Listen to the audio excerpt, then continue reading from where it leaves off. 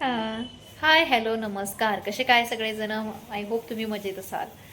तर आज यायला उशीर झाला मला. 8:30 वाजले, कारण एक नवीन काम बघायला गेलं होतं मी स्वतःसाठी.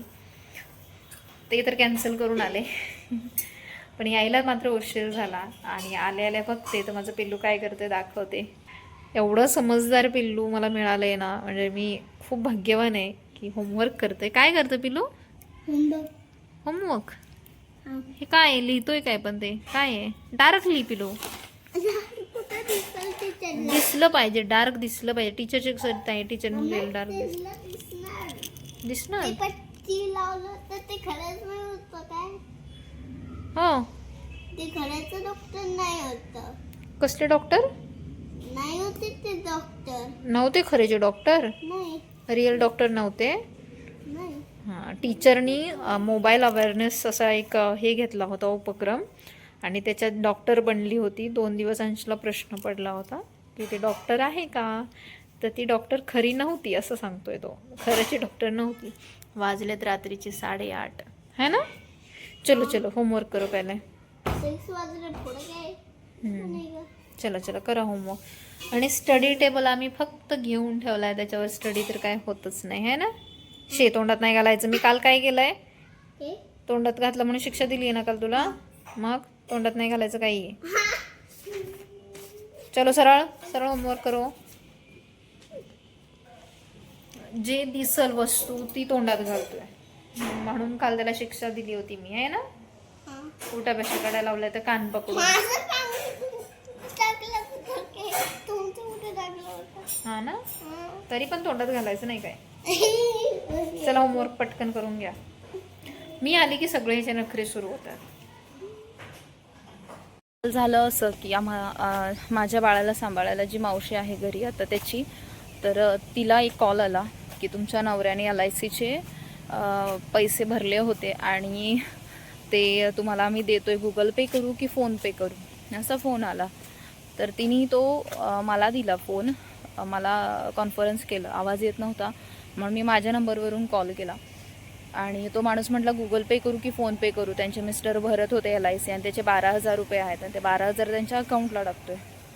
तर मला लगेच लक्षात आलं की असं कुठलीही LIC नसते की जी तुम्हाला गुगल पे करू की फोन पे करू विचारते. मला लवकर क्लिक झालं, पण ते तिला कळालं नाही.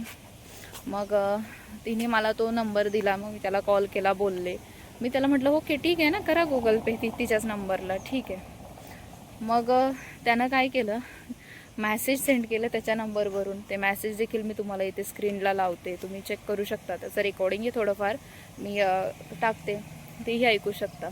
तुमच्या बाबतीत हा फ्रॉड नको व्हायला म्हणून मी हा व्हिडिओ अपलोड करते आहे. याच्यावर मी ओळखलं कसं ते सांगते. जे मेसेज आले ते आपल्या बँकेचा जो कोड असतो ना त्याच्यावरून आले नाही, त्याच्या मोबाईल नंबरवरून आले. त्यामुळं मला लगेच कळालं पण की हा फसवतोय. आणि त्यानं म्हटला 12,000 आणि त्यानं 20,000 एकदा मेसेज केला, त्यानंतर 10,000 10,000 असे 2 वेळा.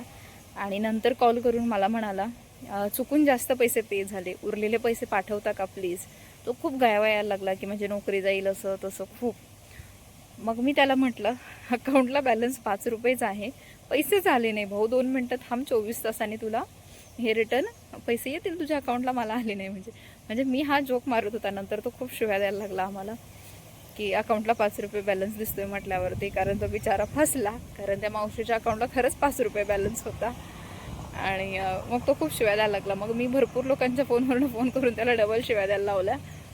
आणि अशा प्रकारे आम्ही वाचलो. नशीब तिला अकाउंटला तिचे पैसे नव्हते. तर सतर्क राहा, सावध राहा, अशा कॉलला बळी पडू नका. आणि बँकेकडून जेव्हा मेसेज येतो, बँकेचा कोड तिथं दिसतो, म्हणजे बँक ऑफ इंडियाकडून आला तर BOI असं काहीतरी येतं. माझ्या बँकेकडून आला तर म्हणजे समजा SBI कडून आला तर SBI आणि वर पुढं काहीतरी असं कोड येतो आणि मग त्याच्यावर मेसेज येतो. हा मोबाईल नंबरवरून आलेला आहे. तर आता पूर्ण हे नाही मोबाईल नंबर आपण शो तर करू शकतो की नाही मला माहीत नाही यूट्यूबच्या पॉलिसीनुसार. तर जेवढा काही ब्लर करून मी तुम्हाला पाठवते.